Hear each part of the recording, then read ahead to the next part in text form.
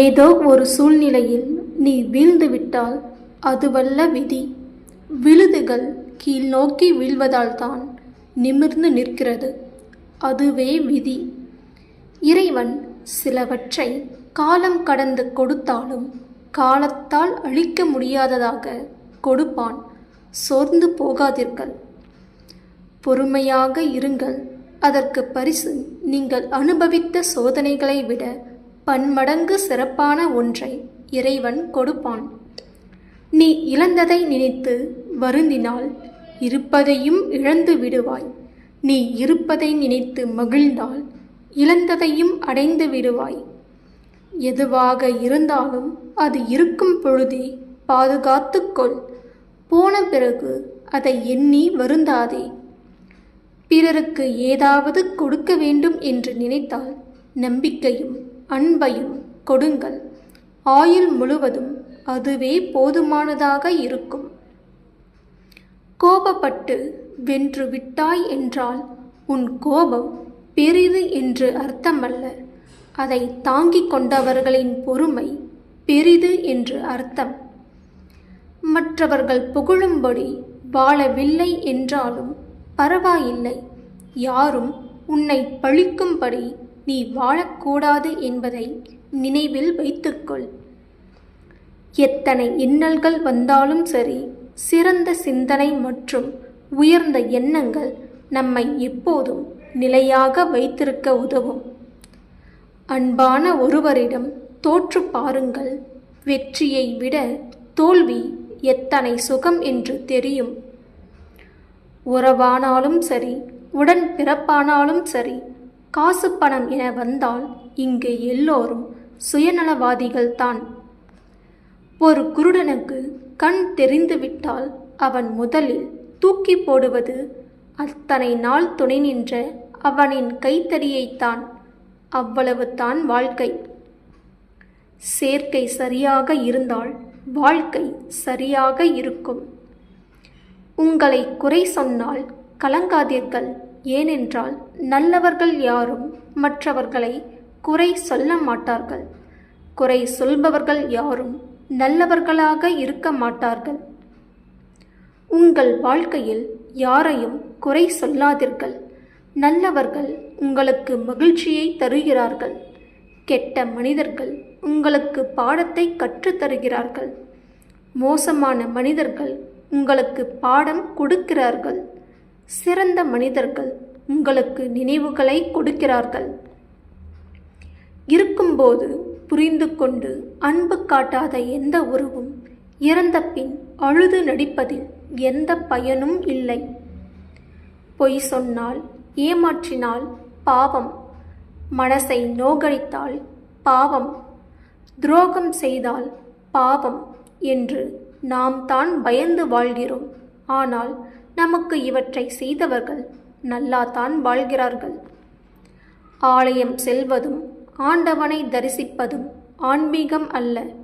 அடுத்தவருக்கு தீங்கு செய்யாமல், பிறரை ஏமாற்றி பிழைக்காமல், மற்றவர்களிடமும் அன்பு காட்டி மன அமைதியோடு வாழும் வாழ்க்கைத்தான் உண்மையான ஆன்மீகம். உணவில் மட்டுமல்ல, உறவுகளிலும் அறுசுவைகள் உண்டு. இனிப்பான உறவோடு இணக்கமாகவும், காரமான உறவுகளோடு சற்று தூரமாகவும், கசப்பான உறவை அதிகம் கண்டு கொள்ளாமலும் இருந்தாலே போதும். உறவும் கெடாது, உள்ளமும் கெடாது. பக்குவம் அடைந்தவர்கள் எளிதில் கோபம் கொள்வதில்லை. பிரச்சனைகளை கண்டு அஞ்சுவதில்லை. பொருட்படுத்துவதும் இல்லை. பாராட்டுகளுக்கு மயங்குவதும் இல்லை. மன்னிக்க தயங்குவதும் இல்லை. எந்த சூழ்நிலையிலும் அமைதியை மட்டும் இழப்பதே இல்லை. கண்டிப்பு இல்லாத பிள்ளை கெடும். கடன் பட்டால் வாழ்க்கை கெடும். பிரிவால் குடும்பம் கெடும். பணத்தால் அமைதி கெடும். சினத்தால் உறவு கெடும். சிந்திக்காத செயலும் கெடும். மனிதன் எத்தனை அழகாக மாறுவேடம் போட்டாலும் அவர்களது இயல்பான குணத்தை காலம் காட்டிக் கொடுத்துவிடும். இன்னொருவரின் சொல் கேட்டு நம்மை ஒருவர் ஒதுக்கினால் விட்டு விடுங்கள். ஏனென்றால் அந்த அன்பில் ஒருபோதும் நேர்மையோ உண்மையோ இருக்காது.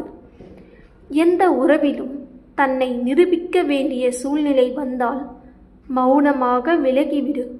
அவமானப்படுவது உன் பெயரோ மரியாதையோ அல்ல, நீ செலுத்திய அன்புதான். மன வலிமை என்பது நம் வாழ்க்கையின் சவால்களை வெற்றிகரமாக எதிர்கொள்ளவும் நேர்மறையான மனநிலையை தக்க வைத்து கொள்ளவும் உதவும் ஒரு முக்கியமான குணமாகும். இது நம்மை அழுத்தம், கவலை, ஏமாற்றங்களிலிருந்து பாதுகாக்கிறது. வாழ்க்கையில் தோல்விகளை சந்திக்கும் போது அதை ஒரு பாடமா எடுத்துக்கொள்ளுங்கள். நாம் யார் என்று மற்றவர்களுக்கு நிரூபிப்பதை விட நம்மை நாமே நிரூபித்துக் கொள்வதே உண்மையான வெற்றி.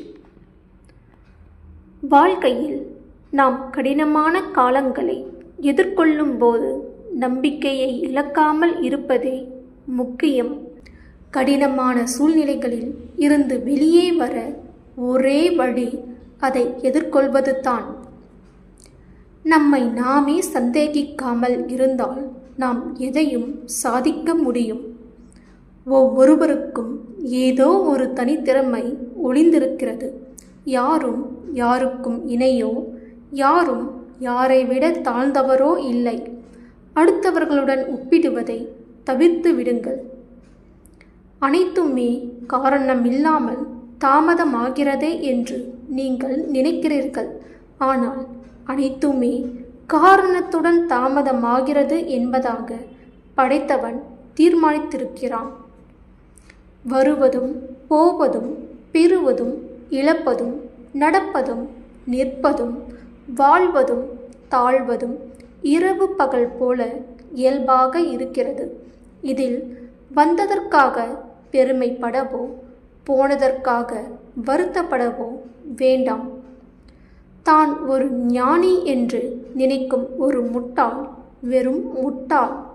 தான் ஒரு முட்டாள் என்று தெரிந்த முட்டாள் உண்மையில் ஒரு ஞானி. உங்கள் உடல் விலை மதிப்பற்றது. அது உங்கள் விழிப்புணர்வுக்கான வாகனம். அதை கவனமாக கையாளுங்கள். வானில் கிழக்கு மற்றும் மேற்கு என்ற பாகுபாடு இல்லை.